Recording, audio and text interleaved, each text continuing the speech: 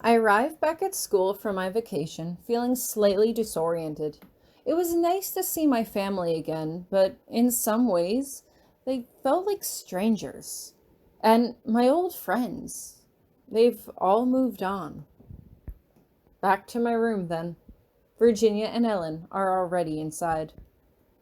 Hey, Tori, you're back, Virginia exclaims. How was your holiday? It was really weird. I know we're not allowed to do magic or talk about it, and I didn't, but I was worried at first that my parents were going to ask about it and then I wouldn't know what to say, you know? But then they didn't ask anything. I mean, they asked how my classes were and if I liked my teachers and things like that, but nothing about wands or witches or spells. Not even hints. It's like they've completely forgotten. They probably have, Virginia says softly. What? Ellen asks. Well, it's all part of the same thing, you know? Outsiders aren't allowed to know about magic. What if your parents went around telling everyone their daughter was a witch? But they knew I was going to school for magic, I remind her. They saw me in my robes. I don't know how it works, Virginia says with a shrug. I just know that Wildseed parents are kind of encouraged to forget about it after school starts. Is that why my family didn't come for me? Ellen asks. They forgot me? It's not supposed to make them forget about you, just to forget that you're a witch. It's easier this way, isn't it? To keep it a secret? Like you said, if they knew, they'd ask. I just shrug.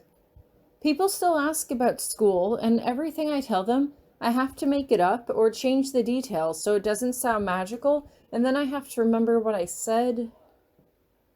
Yeah, some people can't handle that, Virginia offers. That's why some wild seed kids just stop going home. And some of them go home and never come back. But you came back, and we're glad to see you, right? Yeah, Ellen echoes, but she has a far-off expression on her face. It looks like Ellen's not entirely sure what to think of this development either. My old classmates kept all kinds of secrets from their parents.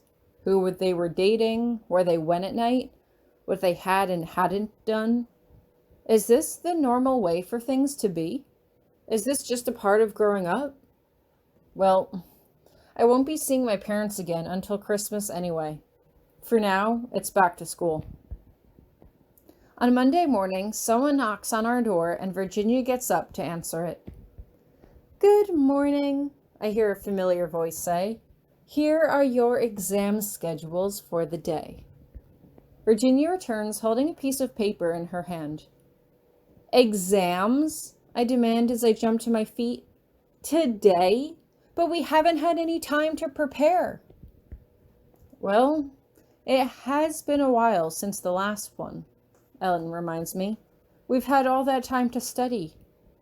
That's not the same, I counter. No, but we'll do our best, right? Ellen asks. I groan. So I have an exam after class today. Even though I don't need to study it, I go to Blue Magic class just for that extra boost of confidence, since it was my strongest subject. When my parents had asked me which class was my favorite, I immediately thought of Professor Grabiner, and it was sort of strange to realize that I missed him and the way he berated students for not paying attention. Was Blue Magic my favorite class just because he taught it? Or was it my favorite class just because I was good at it? I wasn't sure, but I was glad to be in class again, all the same. After class, I head to my exam room at the reported time and get teleported into another dungeon. The exit to this dungeon has been hidden, the disembodied voice explains. You cannot teleport out of the level. You must use your magic wisely to find your way before you run out of energy. You may choose to surrender at any time and you will be retrieved from the dungeon safely. However, you will fail your exam and receive demerits. Good luck. It looks like I am in the middle of a large labyrinth with hallways going every which way. Which direction should I take? Which would lead me to the exit? I use track scent, hoping for a hint of fresh air to help guide me in the right direction. Instead, I smell the familiar scent of old books. Parchment. It takes me a moment to realize that I am sensing Professor Grabiner, and I can't help but blush. I didn't realize that we spent enough time together for me to recognize what he smelled like, but perhaps this was part of the spell? Regardless, track scent informs me that Professor Grabiner was heading north, and so I also head north, only to run into a brick wall. I use track scent again and sense that he headed west, so I follow his scent in that direction. I do this a few more times. I feel like he is leading me in circles until my senses finally tell me that he is heading west. The only problem was that there was a wall in the way. How is that possible? Did he walk through the wall? No, there must be a secret exit. I cast True Sight to do away with the illusion, and the wall immediately fades away. I climb the stairs and emerge from the dungeon, blinking into sunlight. "Congratulations, Tori," Professor Potsdam says as she greets me. "For succeeding in your quest, you receive 5 merits." Thanks. I hope you enjoyed putting your skills into practice. Now, if you'll excuse me, I have another student to look after. I guess I can go relax now. I head back to my room. Back in our dorm room, I find Ellen muttering to herself.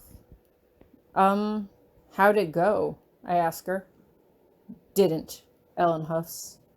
I blink at her. You didn't take the exam? That's what he said. I don't understand. Were you in the dungeon or not? I was in the dungeon, Ellen sniffs. I found the way out. I just didn't use magic. I shake my head in confusion. How did you do that? I analyzed the layout to decide which walls were most likely, structurally, to be false, and checked them for inconsistencies until I found 2 walls that were identical. I was sure one was an illusion, but they still felt solid, so I decided my mind was being fooled into stopping my hand and making me think I felt something. So I jumped at the wall so I would hit it in midair, and my mind wouldn't be able to pull me back. And it worked. But I didn't cast any spells, so he said it didn't count and he wouldn't give me any merits for it. Oh, I say softly. Well, this is a magical school, and these exams are supposed to be about putting spells into practice. I know. Sorry, you didn't lose merits, did you? Or get detention? No. Well, it's not so bad then. You just outsmarted yourself. If she'd used her head to narrow down the 2 suspicious walls and then cast spells on them, she would have been fine. I suppose, Ellen offers, but it seems like she doesn't want to talk about it anymore, and I let it go. In Green Magic class on Tuesday, I learned Sicken. It costs 10 mana and distorts the target's life energy, causing weakness and pain. In Black Magic class on Thursday, I learn Inspection. It costs 1 mana, and it detects weak points and hidden details within 1 target object. I also learn Inscription. It also costs 1 mana to use and allows a caster to write or remove words for a target object. I feel inspired after learning 2 black magic spells in 1 day, and I head over to study more black magic with Minnie in the library for the rest of the weekend.